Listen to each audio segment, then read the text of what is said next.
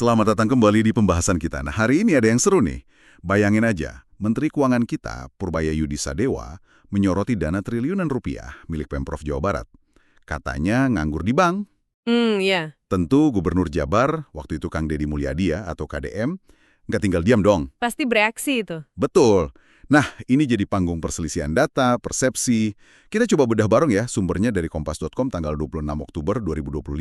Tujuannya apa?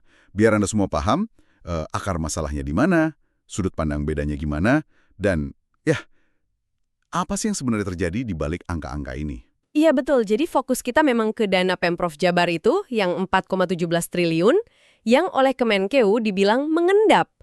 Istilah mengendap ini sendiri, wah itu udah jadi sumber polemik ya.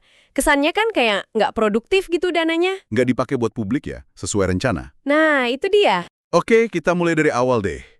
Gimana sih situasinya bisa panas?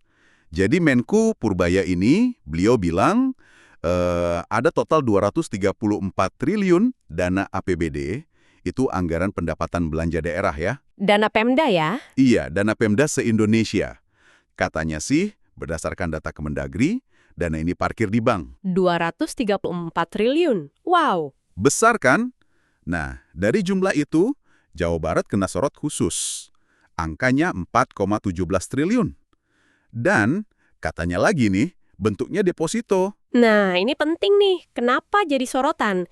Ya karena idealnya uang APBD itu kan harusnya cepat muter. Buat bangun jalan, sekolah, layanan publik gitu. Kalau dana segede itu, cuma diem di bank. Apalagi katanya deposito, yang bisa jadi ada bunganya kan? Iya, betul. Ini bisa jadi pertanyaan serius. Penyerapan anggarannya gimana? Perencanaannya udah matang belum? Gitu kan? Pasti. Nah, Gubernur Jabar waktu itu, KDM, ya nggak terima dong. Langsung bereaksi keras. Beliau bantah angka 4,17 triliun itu. Terus juga menyangkal kalau dananya itu bentuk deposito. Oh, jadi dibantah dua-duanya ya? Angkanya dan bentuk depositonya? Iya, betul. KDM ini sampai turun gunung loh ke Jakarta. Ketemu Mendagri, ketemu pejabat Bank Indonesia juga buat klarifikasi. Pas di BI, itu beliau bilang, kutipannya nih, tidak ada, apalagi angkanya 4,1 triliun, yang ada hari ini hanya 2,4 triliun. Wah, beda jauh banget itu. Jauh kan?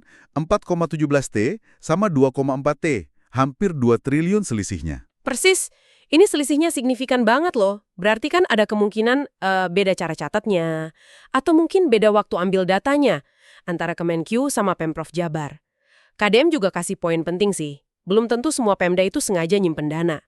Bisa jadi ada alasan teknis, administrasi, yang bikin dana belum cair aja. Masuk akal juga ya. Nah, di tengah saling bantah ini, ada suara penengah nih, dari Dede Yusuf, Wakil Ketua Komisi DPR. Oh, Kang Dede Yusuf ya? Gimana katanya? Beliau minta kedua pihak, ya sudahlah jangan berpolemik terus. Anggap aja ini beda sudut pandang, beda persepsi, bisa dibicarakan baik-baik. Nah, ini perspektif yang bagus. Kang Dede ini kasih konteks yang kadang kita lupa. Beliau jelasin siklus anggaran daerah. Itu kan biasanya lelang atau tender proyek itu ramenya baru sekitar Agustus. Oh, baru Agustus ya mulainya? Iya, seringnya gitu. Terus pekerjaan fisiknya jalan September sampai November, kadang Desember. Oke. Akibatnya apa? Ya wajar aja kalau di akhir tahun, dana di rekening Pemda itu kelihatannya masih gede. Karena mungkin nunggu tagihan cair, atau nunggu progres kerjaan selesai. Jadi belum tentu sengaja diindapkan ya? Cuma memang siklusnya begitu. Bisa jadi begitu, jadi siklus anggaran tahunan yang agak kaku itu sendiri bisa ya menciptakan persepsi dana mengendap, padahal mungkin prosesnya normal aja gitu. Menarik. Terus Dede Yusuf ini juga ngasih pandangan solusi ke depan loh. Beliau setuju sama rencana Menku Purbaya. Katanya mau diubah mekanisme transfer dana ke daerah, biar bisa lebih awal. Mungkin Januari atau Februari udah ditransfer. Oh, transfer dana dari pusatnya dipercepat gitu. Iya, logikanya kan kalau dananya datang lebih cepat, tender bisa maju. Mungkin April udah bisa tender. Jadi nggak numpuk di Agustus ya? Betul. Pekerjaan bisa mulai lebih awal, penyerapan anggaran jadi lebih merata sepanjang tahun. Nggak kejar-kejaran di akhir tahun gitu. Di mana menurut Anda? Masuk akal nggak? Secara konsep sih iya masuk akal banget. Kalau transfer dana pusat daerah lebih awal, ya ibaratnya keran air dibuka lebih cepet lah. Alirannya lebih lancar, nggak numpuk di ujung pipa. Ini potensinya bagus, bisa percepat proyek, penyerapan lebih optimal, terus ya bisa mengurangi salah paham kayak gini lagi ke depan. Betul, betul. Tapi ya implementasinya pasti butuh koordinasi kuat juga, antar kementerian, terus dengan daerahnya juga. Ujung-ujungnya kan soal efektivitas penggunaan uang rakyat ya. Benar banget. Jadi apa nih kesimpulan yang bisa kita tarik buat Anda?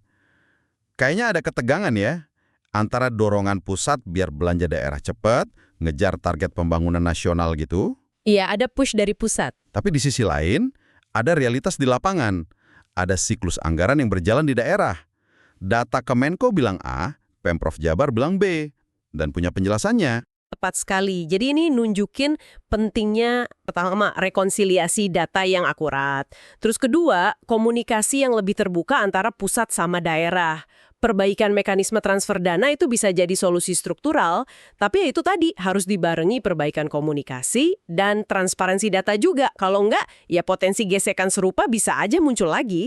Oke, nah, sebagai bahan pemikiran penutup nih untuk Anda renungkan di rumah, coba kita geser dikit dari angka spesifiknya ya, entah itu 4,17T atau 2,4T. Pelajaran apa sih yang bisa kita ambil dari polemik ini tentang tantangan koordinasi keuangan publik antara pusat dan daerah di Indonesia? Pertanyaan bagus. Dan juga, sejauh mana sih transparansi data yang real time dari Pemda itu bisa jadi kunci, biar polemik publik kayak gini nggak kejadian lagi di masa depan. Silakan direnungkan. Download Tribun X sekarang. Menghadirkan lokal menjadi Indonesia.